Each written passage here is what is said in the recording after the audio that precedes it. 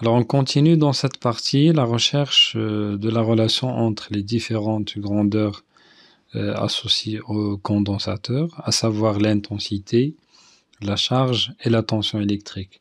Alors, on a déjà établi des expressions entre l'intensité et la charge dans la partie précédente de ce cours-là.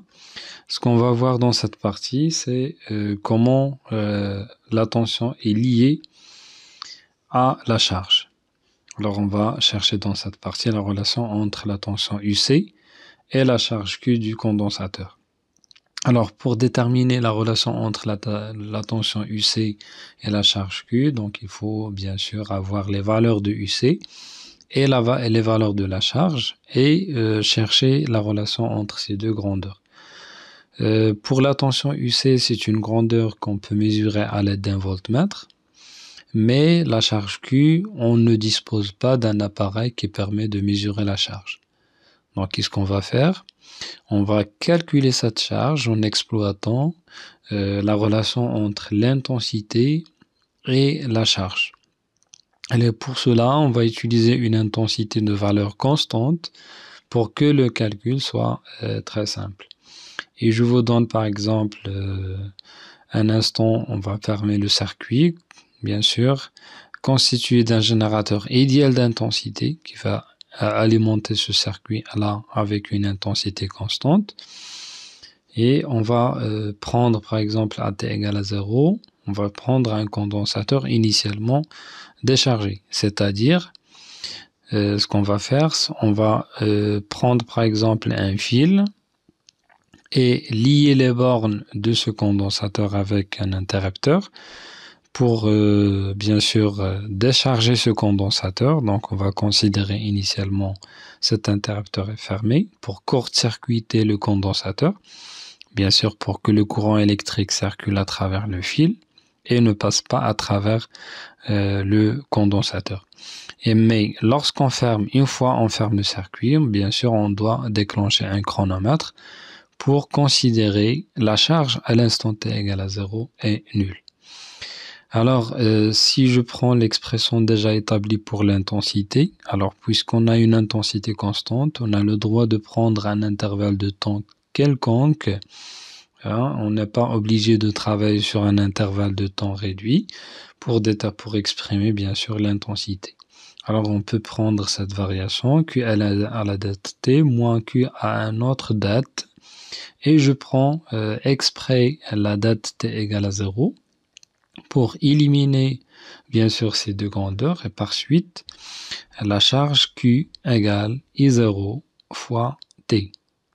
Alors comme ça, on a exploité la définition de l'intensité pour qu'on puisse calculer la charge à partir de la mesure de l'intensité à l'aide de l'ampèremètre.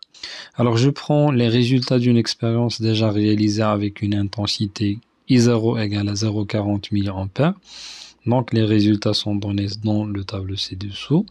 Alors, une petite remarque à saisir, c'est que lorsque la durée est doublée, hein, vous voyez que la tension aussi est doublée. On peut dire que la tension UC est proportionnel au temps, bien sûr, lorsqu'on alimente le circuit avec une intensité constante. Et puisque la charge est proportionnelle à l'intensité, puisque la charge est proportionnelle au temps, donc on aura sûrement une proportionnalité entre la charge et la tension électrique. Alors prenons les valeurs de la charge. Alors si je mets la charge ici dans la troisième ligne, et je l'exprime en millicoulombs. Alors je peux tout simplement multiplier l'intensité par la durée pour avoir la valeur, l'intensité fois la durée pour avoir la valeur, l'intensité fois la durée, d'après cette expression. Et par suite, on aura les valeurs de Q et la valeur de UC. Bien sûr, c'est ce qu'on cherche. Quelle est la relation entre la charge et l'intensité? La représentation, bien sûr, de la charge en fonction de la tension aux bornes du condensateur dans ce cas, donne une équation affine, bien sûr linéaire, hein, parce que le condensateur est initialement déchargé à t égale à 0. Alors, on peut exprimer Q en fonction de UC sous forme d'une fonction linéaire, Q égale à C fois UC, avec C le coefficient directeur qu'on peut calculer à partir des valeurs. Bien sûr, c'est à vous de représenter ce graphe, mais je peux prendre les valeurs de la charge de ce tableau-là, même si je n'ai pas le droit de prendre les valeurs du tableau, parce que il se peut que parfois des valeurs seront hors de cette droite, parce que expérimentalement, on peut avoir des incertitudes sur des mesures. Par suite, il se peut que cette droite ne passe par aucune, bien sûr, des valeurs indiquées sur le tableau. Mais avec une approximation, je peux prendre 40, la tension correspondante c'est 4,41, moins 0, 0 c'est 0, c'est la tension associée à 0, c'est 0, et on peut calculer cette valeur qui nous donne 4,7 10 puissance moins 3 coulombs par volt. Alors pour chaque volt, pour chaque différence de potentiel entre ces deux armatures du condensateur égale 1 volt, on aura une charge de 4,7 10 puissance moins 3. Alors cette unité-là, coulomb fois volt, est considérée comme une autre unité, bien sûr, c'est le farad. On peut dire que 1 coulomb fois volt moins 1, c'est 1 farad.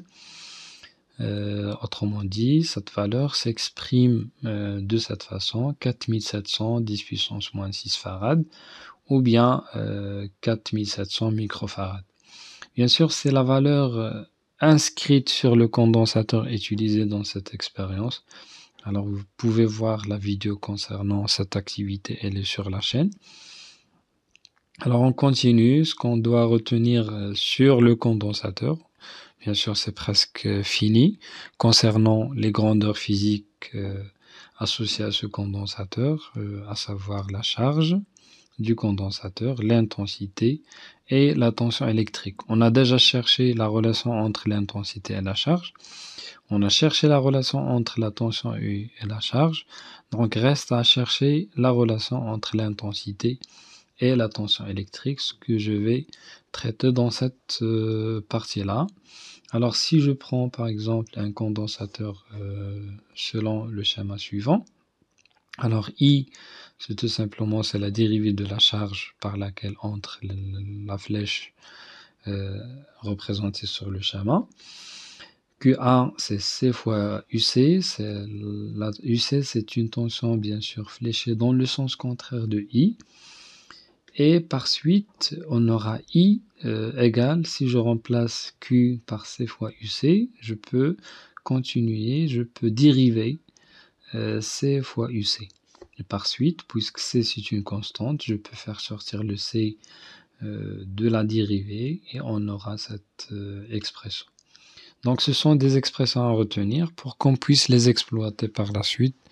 Dans la partie suivante, on va traiter l'étude des réponses du dipôle RC à un échelon ascendant et la réponse d'un dipôle RC à un échelon descendant. Alors on se verra prochainement, Inch'Allah. Bonne chance.